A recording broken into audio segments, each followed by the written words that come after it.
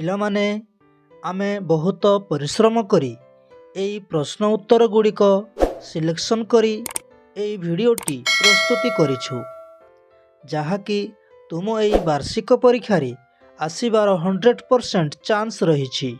ସେଥିପାଇଁ ଏହି ସୁଯୋଗକୁ ହାତଛଡ଼ା ନ କରି ତୁରନ୍ତ ଏହାର ଲାଭ ଉଠାଅ। ତେବେ କେଉଁ ସବୁ ପ୍ରଶ୍ନ ଉତ୍ତର ଗୁଡ଼ିକ ରହିଛି, ଆସ ଦେଖିବା।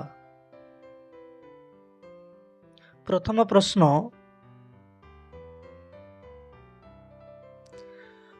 ନମ୍ବର 1ରୁ 3 ପର୍ଯ୍ୟନ୍ତ ପ୍ରଥମ ଯୋଡ଼ାର ସମ୍ପର୍କକୁ ଦେଖି ଦ୍ୱିତୀୟ ଯୋଡ଼ାର ଶୂନ୍ୟସ୍ଥାନ ପୂରଣ କର।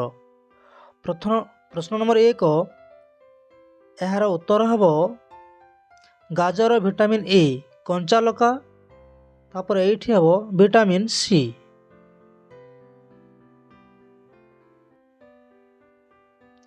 Vitamin C. ପରବର୍ତ୍ତୀ ପ୍ରଶ୍ନ, ପତ୍ର ଉଚ୍ଛେଦନ, ଚେର, ଏଇଠି ହେବ ଶୋଷଣ। ଶୋଷଣ।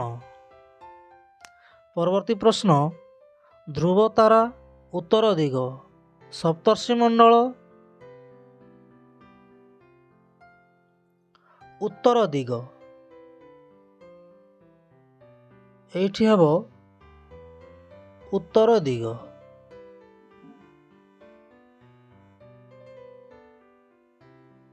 ପରବର୍ତ୍ତୀ ପ୍ରଶ୍ନ ନମ୍ବର 4ରୁ 7 ପର୍ଯ୍ୟନ୍ତ ଉତ୍ତର ଲେଖ।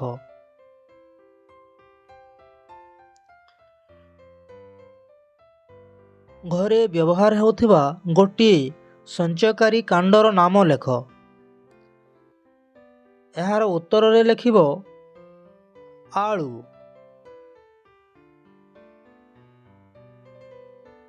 କିମ୍ବା ତୁମେ ଲେଖିପାରିବ ସାରୁ, କିମ୍ବା ତୁମେ ଲେଖିପାରିବ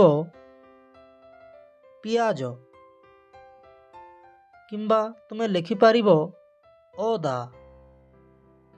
ପରବର୍ତ୍ତୀ ପ୍ରଶ୍ନ, ତୁମ ଘରେ ଥିବା 2ଟି ତରଳ ପଦାର୍ଥର ନାମ ଲେଖ।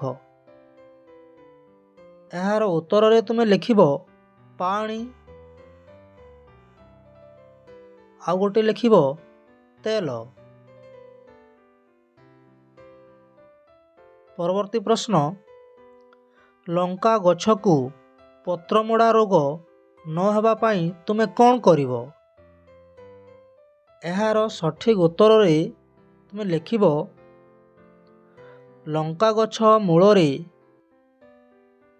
ମାଛ ଧୁଆ ପାଣି ଦେଲେ ପତ୍ରମୋଡ଼ା ରୋଗ ହେବ ନାହିଁ।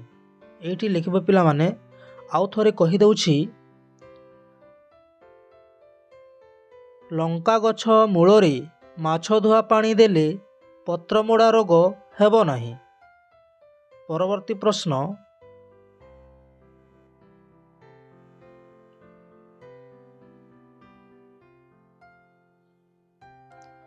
ଚାଷ ଜମିର ଉର୍ବରତା ବଢ଼ାଇବା ପାଇଁ କ'ଣ କରାଯାଇପାରିବ? ଏହାର ଉତ୍ତରରେ ଲେଖିବ ତୁମେ ପିଲାମାନେ ସାର ଓ ଖତ ଦେବାକୁ ପଡ଼ିବ। ଏଇଠି ଲେଖିବ ସାର ଓ ଖତ ଦେବାକୁ ପଡ଼ିବ।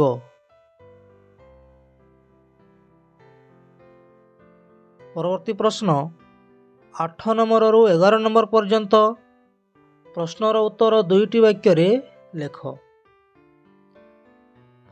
ପ୍ରଶ୍ନ ଅଛି, ତୁମ ବିଦ୍ୟାଳୟ ପରିବେଶକୁ ପରିଷ୍କାର ରଖିବା ପାଇଁ କ'ଣ କରିବ? ଏହାର ଉତ୍ତର ତୁମେ ଲେଖିବ ପିଲାମାନେ, ମୁଁ ଡାକି ଦେଉଛି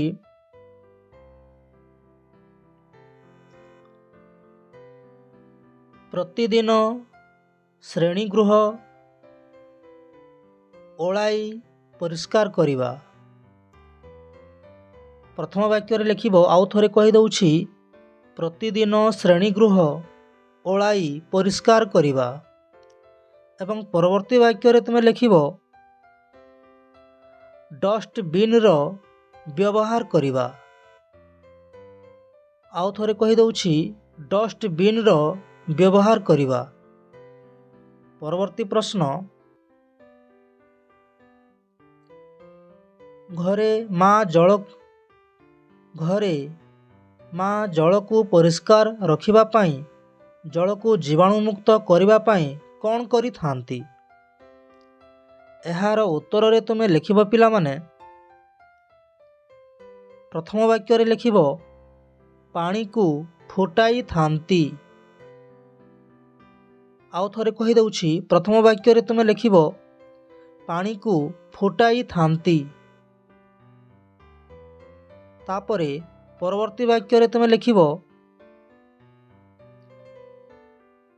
ପରିଷ୍କାର ପାତ୍ର ବ୍ୟବହାର କରନ୍ତି। ଆଉ ଥରେ କହିଦେଉଛି, ପରିଷ୍କାର ପାତ୍ର ବ୍ୟବହାର କରନ୍ତି। ପରବର୍ତ୍ତୀ ପ୍ରଶ୍ନ, ସରକାର ବିଭିନ୍ନ ସ୍ଥାନରେ ଅଭୟାରଣ୍ୟ କାହିଁକି ସୃଷ୍ଟି କରୁଛନ୍ତି? ଏହାର ପ୍ରଥମ ବାକ୍ୟରେ ତୁମେ ଲେଖିବ ପିଲାମାନେ ପଶୁମାନଙ୍କର ସୁରକ୍ଷା ପ୍ରଦାନ କରିବା ପାଇଁ। ଆଉ ଥରେ କହିଦେଉଛି ପିଲାମାନେ ପଶୁମାନଙ୍କର ସୁରକ୍ଷା ପ୍ରଦାନ କରିବା ପାଇଁ। ଏବଂ ପରବର୍ତ୍ତୀ ବାକ୍ୟରେ ଲେଖିବ ସେମାନଙ୍କ ବଂଶ ଲୋପକୁ ରୋକିବା ପାଇଁ।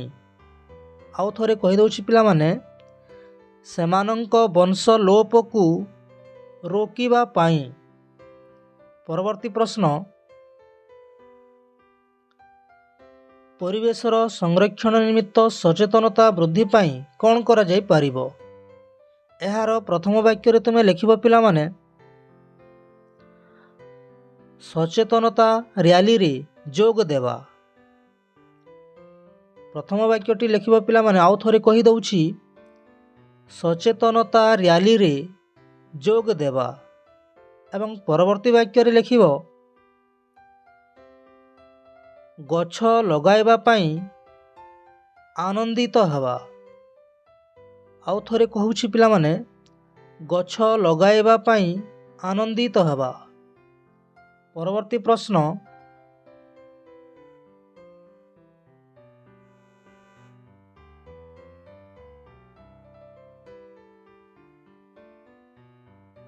ପାର୍ଥକ୍ୟ ଦର୍ଶାଅ। ଏପଟେ ଅଛି ଆବର୍ତ୍ତନ କାହାକୁ କୁହାଯାଏ, ସେପଟେ ଅଛି ପରିକ୍ରମଣ କାହାକୁ କୁହାଯାଏ। ଏହି ଘରେ ଲେଖିବ ପିଲାମାନେ ପ୍ରଥମ ଘରେ ଲେଖିବ ପୃଥିବୀ ନିଜ ଅକ୍ଷ ଚାରିପଟେ ଘୂରି ଆସିବାକୁ ଆବର୍ତ୍ତନ କୁହାଯାଏ। ଆଉ ଥରେ କହିଦେଉଛି ପିଲାମାନେ ପୃଥିବୀ ନିଜ ଅକ୍ଷ ଚାରିପଟେ ଘୂରି ଆସିବାକୁ ଆବର୍ତ୍ତନ କୁହାଯାଏ। ତାପରେ ପରବର୍ତ୍ତୀ ଘରେ ଲେଖିବ ପୃଥିବୀ କକ୍ଷପଥରେ ସୂର୍ଯ୍ୟ ଚାରିପାଖରେ ଘୂରି ଆସିବାକୁ ପରିକ୍ରମଣ କୁହାଯାଏ। ଆଉ ଥରେ କହିଦେଉଛି ପିଲାମାନେ ପୃଥିବୀ କକ୍ଷପଥରେ ସୂର୍ଯ୍ୟ ଚାରିପାଖରେ ଘୂରି ଆସିବାକୁ ପରିକ୍ରମଣ କୁହାଯାଏ। ତାପରେ ଆବର୍ତ୍ତନ ପଟରେ ଲେଖିବ ଆବର୍ତ୍ତନ କାଳ 24 ଘଣ୍ଟା ବା 1 ଦିନ। ଆଉ ଥରେ କହିଦେଉଛି ପିଲାମାନେ ଆବର୍ତ୍ତନ କାଳ 24 ଘଣ୍ଟା କିମ୍ବା 1 ଦିନ। ତାପରେ ପରିକ୍ରମଣ ବା ଅନ୍ୟ ଘରେ ଲେଖିବ ପରବର୍ତ୍ତୀ ଘରେ ପରିକ୍ରମଣ କାଳ 365 ଦିନ ବା 1 ବର୍ଷ। ଆଉ ଥରେ କହିଦେଉଛି ପିଲାମାନେ ଲେଖିବ ପରିକ୍ରମଣ କାଳ 365 ଦିନ କିମ୍ବା 1 ବର୍ଷ। ପରବର୍ତ୍ତୀ ପ୍ରଶ୍ନ, ପୁଷ୍ଟିସାର ଜାତୀୟ ଖାଦ୍ୟ କ'ଣ?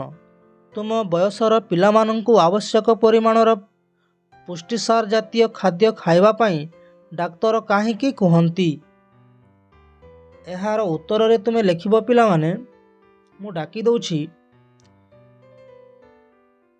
ଡାଲି ଜାତୀୟ ଖାଦ୍ୟ ଓ ପ୍ରାଣୀମାନଙ୍କ ଠାରୁ ମିଳୁଥିବା ଖାଦ୍ୟ ହେଉଛି ପୁଷ୍ଟିସାର ଜାତୀୟ ଖାଦ୍ୟ। ପୁଷ୍ଟିସାର ଜାତୀୟ ଖାଦ୍ୟ ଶରୀରର ବୃଦ୍ଧିରେ, ସ୍ନାୟୁ, ଚର୍ମ, ବାଳ ଓ ନଖ ଗଠନରେ ଓ ଶରୀରର କ୍ଷୟ ପୂରଣରେ ସାହାଯ୍ୟ କରେ। ଆମ ବୟସର ପିଲାମାନଙ୍କର ଶରୀର ବୃଦ୍ଧି ଓ ବିକାଶ ପାଇଁ ଆବଶ୍ୟକ ପରିମାଣର ପୁଷ୍ଟିସାର ଜାତୀୟ ଖାଦ୍ୟ ଖାଇବା ପାଇଁ ଡାକ୍ତର କୁହନ୍ତି। ଧନ୍ୟବାଦ ପିଲାମାନେ।